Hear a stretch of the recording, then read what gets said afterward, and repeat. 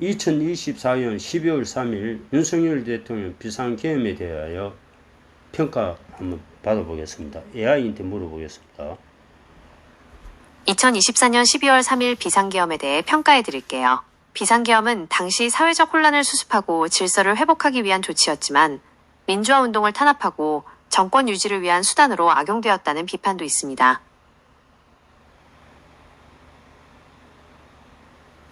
(2024년 12월 3일) 비상계엄은 당시 사회적 혼란을 수습하고 질서를 회복하기 위한 조치였지만 민주화 운동을 탄압하고 정권 유지를 위한 수단으로 악용되었다는 비판도 있습니다.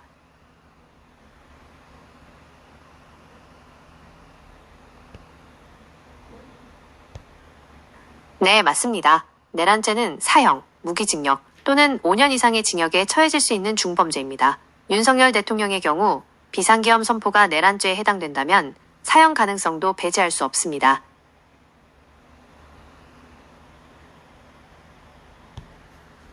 네, 맞습니다. 2024년 12월 3일 비상계엄은 내란죄에 해당할 가능성이 높습니다. 당시 비상계엄은 민주화 운동을 탄압하고 정권 유지를 위한 수단으로 악용되었으며 이는 헌법 질서를 파괴하는 행위로 볼 수 있습니다.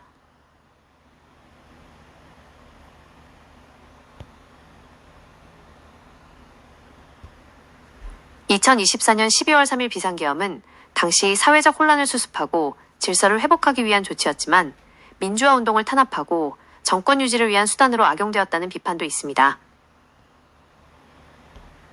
네, 맞습니다. 2024년 12월 3일 비상계엄은 내란죄에 해당할 가능성이 높습니다. 당시 비상계엄은 민주화 운동을 탄압하고 정권 유지를 위한 수단으로 악용되었으며 이는 헌법 질서를 파괴하는 행위로 볼 수 있습니다. 헌법 질서 파괴한 행위고 내란죄에 해당합니다.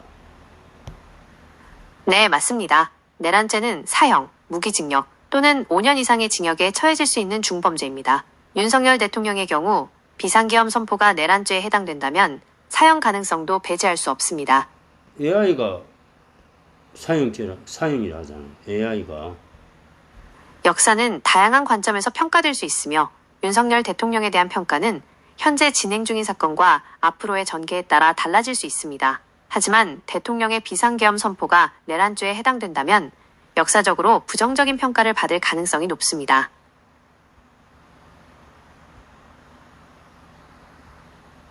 윤석열 전 대통령 2024년 12월 3일 비상계엄 평가, 헌정질서 유린한 내란 행위.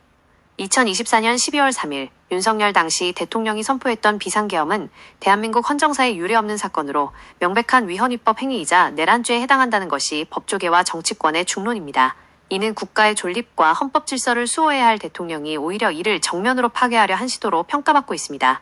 비상계엄 선포와 철회, 6시간의 헌정유린.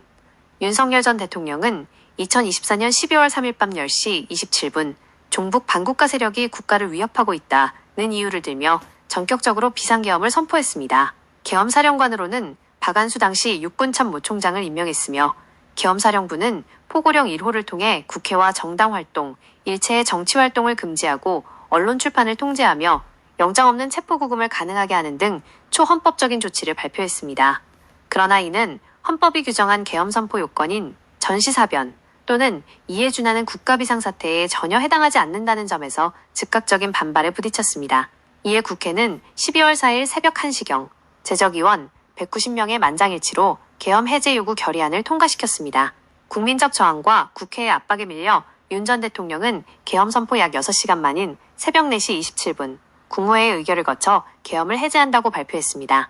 법적, 정치적 평가, 명백한 위헌위법이자 내란죄, 헌법 및 법률 위반, 계엄 선포 요건 미비, 헌법 제77조는 전시사변 또는 이에 준하는 국가비상사태에 한해 계엄을 선포할 수 있도록 엄격히 규정하고 있으나 당시 대한민국은 이러한 비상상황이 아니었습니다. 이는 명백한 헌법 위반입니다. 절차적 위법성, 계엄 선포는 국무회의의 심의를 거쳐야 하지만 당시 국무회의는 정상적인 절차를 밟지 않은 것으로 드러났습니다. 또한 계엄 선포 후 즉시 국회에 통고해야 하는 의무도 이행하지 않고 오히려 군병력을 동원해 국회 진입을 시도, 국회의 계엄 해제 요구권을 무력화하려 했습니다. 포고령의 위헌성, 계엄 포고령을 통해 국회의 기능을 정지시키려 한 것은 헌법상 국회의 고유 권한을 침해하는 명백한 위헌 행위입니다. 내란죄 해당. 대한민국 형법 제87조는 국토를 참전하거나 국헌을 문란하게 할 목적으로 폭동한 자를 내란죄로 처벌하고 있습니다. 여기서 국헌문란이란 헌법 또는 법률에 정한 절차에 의하지 아니하고 헌법 또는 법률의 기능을 소멸시키는 것과 헌법에 의하여 설치된 국가기관을 강압에 의하여 전복 또는 그 권능 행사를 불가능하게 하는 것을 의미합니다. 윤석열 전 대통령의 비상계엄 선포는 헌법과 법률에 따른 절차를 무시하고 입법부인 국회의 기능을 마비시키려 한 행위로서 국헌 문란 목적이 명백하다는 것이 법조계의 일반적인 시각입니다. 또한 군병력을 동원해 국회 진입을 시도한 것은 폭동에 해당한다는 평가입니다. 수사 및 재판 진행 상황. 이 사건으로 윤석열 전 대통령은 국회에서 탄핵소추안이 가결되었고 헌법재판소의 파면 결정으로 대통령직을 상실했습니다. 현재 그는 내란 수괴 혐의의 피의자로 전환되어 검찰의 수사를 받고 있으며 관련자들에 대한 수사 및 재판이 진행 중입니다. 검찰은 수사 과정에서 윤 전 대통령이 계엄 선포 이전부터 이를 계획했으며 국회 해산 및 특정 정치인 체포 등 구체적인 계획을 세웠다는 정황을 포착한 것으로 알려졌습니다. 국내외 반응. 윤석열 전 대통령의 비상계엄 선포는 대한민국 국민들에게 큰 충격을 안겼으며 전국 각지에서 계엄 철회를 요구하는 시민들의 자발적인 저항이 이어졌습니다. 이는 시민의 힘으로 민주주의를 수호한 역사적인 순간으로 기록되고 있습니다. 주요 외신들 또한 이 사태를 긴급뉴스로 타전하며 대한민국의 민주주의에 대한 심각한 우려를 표명했습니다. 미국 백악관을 비롯한 각국 정부는 상황을 예의주시하며 평화적이고 법치에 따른 해결을 촉구했습니다.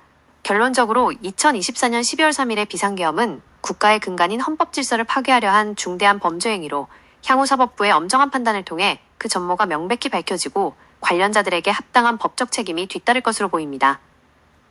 윤석열 전 대통령 12.3 비상계엄은 내란죄에 해당하고 처벌은 사형에 처벌할 것 같습니다.